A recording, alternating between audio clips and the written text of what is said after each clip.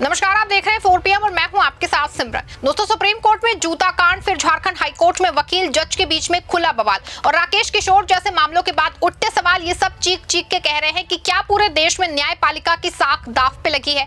कैसे राकेश किशोर के बाद लगातार कई जगहों से भरे कोर्ट रूम में जजों की भयंकर बेइज्जती की खबरें आ रही हैं और सबसे बड़ा हंगामा ये है कि सोशल मीडिया पे झारखंड के एक वायरल वीडियो को ना सिर्फ CGI गवाही के लिए खुली चुनौती मानी जा रही है, बल्कि सरकार के लिए बड़े चैलेंज से कम नहीं है। आपको बता दें, इस वीडियो ने एक बार फिर से पूरे देश को हिला के रख दिया है। वीडियो में ऐसा क्या है, ये मैं आपको अपनी इस रिपोर्ट में बताने वाली हूं और दिखाएंगे कि कैसे एक वकील ने जजों को सरेआम एक बार फिर से बेइज्जत किया है।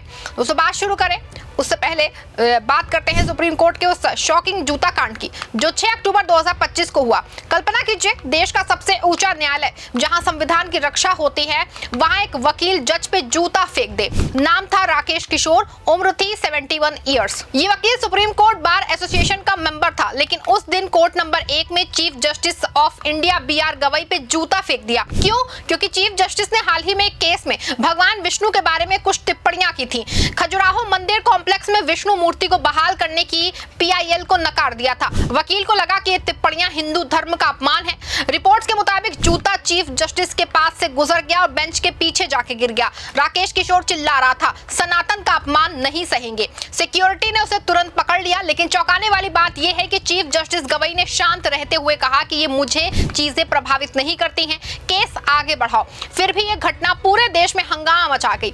बार काउंसिल ऑफ इंडिया ने तुरंत राकेश किशोर को प्रैक्टिस से सस्पेंड कर दिया। सुप्रीम कोर्ट बार एसोसिएशन ने 9 अक्टूबर को उसकी मेंबरशिप टर्मिनेट कर दी। सॉलिसिटर जनरल तुषार मेहता ने इसे दुर्भाग्यपूर्ण कहा। लेकिन सवाल ये है दोस्तों कि आखिर ऐसा क्यों हो रहा है। दोस्तों, ये कोई अचानक गुस्सा नहीं था, ये गहरी निराशा का नतीजा था। राकेश किशोर जैसे वकील महसूस करते हैं कि न्यायपालिका पे दबाव पड़ रहा है और ये दबाव कहां से आ रहा है। सीधा जवाब है कि मोदी सरकार की उन नीतियों से जो न्यायपालिका को कमजोर करने पे तुली है। याद कीजिए, 2014 से अब तक सरकार ने जजों की नियुक्ति में देरी की, कॉलेजियम सिस्टम पे हमला बोला। 2023 में NJAC बिल को फिर से लाने की कोशिश की, जो सुप्रीम कोर्ट ने 2015 में खारिज किया था। लेकिन मोदी जी की सरकार लगातार कोशिश कर रही है कि जजों को अपनी पसंद पे बनाए। राष्ट्रीय न्यायिक अपॉइंटमेंट कमीशन यानी कि NJAC को लागू करने का दबाव की ये सब न्यायपालिका की आजादी को खतरे में डाल रहा है। अब सोचिए, अगर चीफ जस्टिस जैसे पद पे कोई हमला हो जाए तो आम आदमी का क्या हाल होगा। ये घटना सिर्फ एक वकील की गलती नहीं, बल्कि सिस्टम की नाकामी का आईना है। मीडिया रिपोर्ट्स बताती हैं कि राकेश किशोर को गिरफ्तार करने की बजाय रिहा कर दिया गया, लेकिन उसकी सजा मिलनी चाहिए। लेकिन असली सजा तो उस सिस्टम को मिलनी चाहिए जो इस पूरी घटना के पीछे के असल जिम्मेदार हैं, यानी कि पूरे समाज में सांप्रदायिकता का जहर घोल रहे हैं। मोदी सरकार की 11 सालों में न्यायपालिका पर राजनीतिक दबाव के केस बढ़े हैं। आपको बता दें कि एक नया मामला झारखंड हाई कोर्ट से सामने आया है। इसका एक वीडियो भी सोशल मीडिया पे काफी वायरल हो रहा है। वायरल वीडियो पे जो 16 अक्टूबर 2025 को रांची के कोर्ट रूम नंबर 24 में रिकॉर्ड हुआ, ये वीडियो सोशल मीडिया पे आग की तरह फैल रहा है। वकील महेश तिवारी और जस्टिस राजेश कुमार के बीच जो तीखी बहस हुई वो देखने लायक थी। केस था बिजली कनेक्शन बहाल करने का एक क्लाइंट का। बहस खत्म होने के बाद जज ने वकील की आर्ग्यूमेंट स्टाइल पे कमेंट किया, बोले कि क्या ये वकील आर्ग्यूमेंट करने का तरीका है। महेश तिवारी भड़क गए, वो बेंच के पास आए और बोले, मैं अपने तरीके से आर्ग्यू करूंगा, किसी को अपमानित करने की कोशिश ना करें, लिमिट क्रॉस ना करें। फिर तो हंगामा मच गया। तिवारी ने और कहा कि देश जल रहा है, न्यायपालिका से देश जल रहा है। झारखंड स्टेट बार काउंसिल के चेयरमैन राजेंद्र कृष्णा वहां मौजूद थे, उन्होंने बीच बचाव किया, लेकिन वीडियो लाइव स्ट्रीम था, सोशल मीडिया पे वायरल हो गया। अगले ही दिन 17 अक्टूबर को हाईकोर्ट ने स्वतः संज्ञान लेते हुए महेश तिवारी के खिलाफ कॉन्टेम्प्ट प्रोसीडिंग्स शुरू कर दिया। फुल जो बेंच ने नोटिस जारी किया और सुबह 11 बजे सुनवाई रखी। ये वीडियो क्यों इतना हंगामा मचा गया? क्योंकि ये दिखाता है कि कोर्ट रूम में अब सम्मान खत्म हो रहा है। वकील जज को चैलेंज कर रहे हैं, जज वकीलों को नीचा दिखा रहे हैं और ये सिर्फ झारखंड तक सीमित नहीं है, पूरे देश में ऐसे केस बढ़ रहे हैं। लेकिन सवाल ये है कि राकेश किशोर के बाद ये नया मामला क्यों?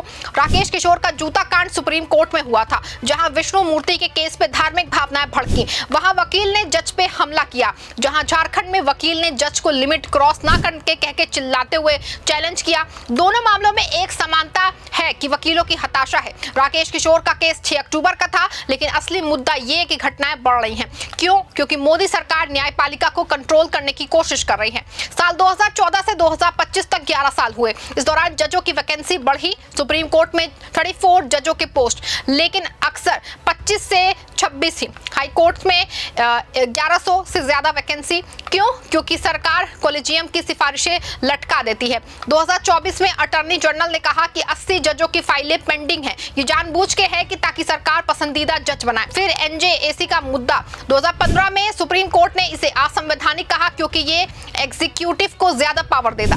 लेकिन 2023 से 24 में मोदी सरकार ने फिर से जिंदा करने की कोशिश की। संसद में बहस हुई लेकिन कोर्ट ने रोका। ये दबाव क्यों? क्योंकि सरकार के बड़े फैसले हैं जैसे कि CA, NRC, form law court में चैलेंज होते हैं। 2020 के फॉर्म लॉ पे सुप्रीम कोर्ट को दखल देना पड़ा। मोदी जी कहते हैं कि न्यायपालिका मजबूत लेकिन एक्शन उल्टा। 2025 में भी ईवीएम हैकिंग के केस बढ़े रहे हैं। अब इन घटनाओं से सवाल उठते हैं। राकेश किशोर ने जूता क्यों फेंका? क्योंकि धार्मिक मामलों में जजों पे बीजेपी की विचारधारा थोपने का दबाव बनाना चाहता है।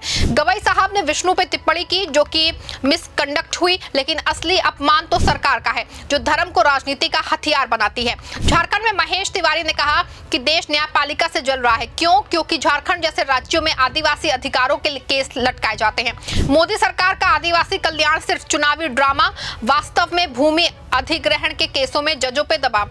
ये घटनाएं लोकतंत्र की दिशा बदल रही हैं। न्यायपालिका कमजोर हुई तो चेक एंड बैलेंस हो खत्म। मोदी सरकार बिना रुकावट तानाशाही चला रही है। याद कीजिए कि इमरजेंसी 1975 की इंदिरा गांधी ने कोर्ट को दबाया।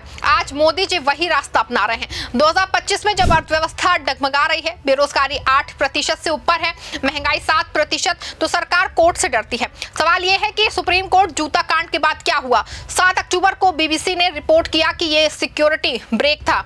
इंडियन एक्सप्रेस ने बताया कि चीफ जस्टिस ने कहा कि इग्नोर करो, लेकिन सुप्रीम कोर्ट बार एसोसिएशन ने कंडेम किया। राकेश किशोर को सस्पेंड किया गया, लेकिन क्या ये काफी नहीं? सरकार को जवाबदेह बनना चाहिए। क्यों? क्योंकि ऐसे वकील उभरते हैं जब सिस्टम फेल होता है। झारखंड केस में इंडियन एक्सप्रेस की 17 अक्टूबर रिपोर्ट कहती है कि वीडियो वायरल होने पे कोर्ट ने सस्पेंडेड एक्शन लिया।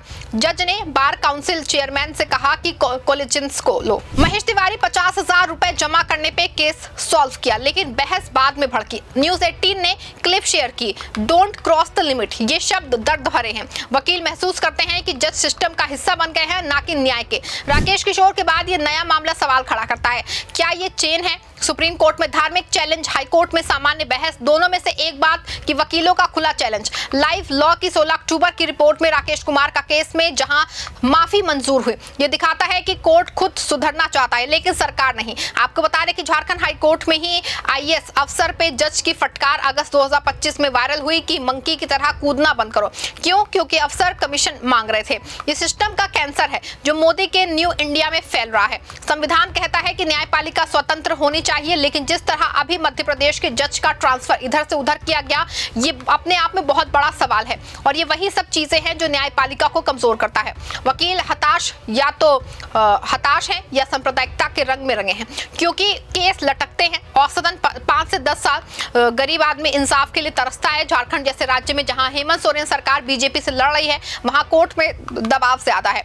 फाइनेंशियल एक्सप्रेस ने कहा कि राकेश अज्ञात वकील था, लेकिन घटना पब्लिसिटी स्टंट लगी, लेकिन असली स्टंट तो सरकार का है, ये न्याय को बेचना। ये घटनाएं चेतावनी है, अगर नहीं सुधरे तो लोकतंत्र खतरे में। वकीलों की ट्रेनिंग दे, जजों को सिक्योरिटी बढ़ाएं, जज अपॉइंटमेंट तेज करें। ये सब कुछ करने की सरकार न्यायपालिका के रुतबे को कायम करते हुए लोकतंत्र के गिरते स्तर को बचा सकती है।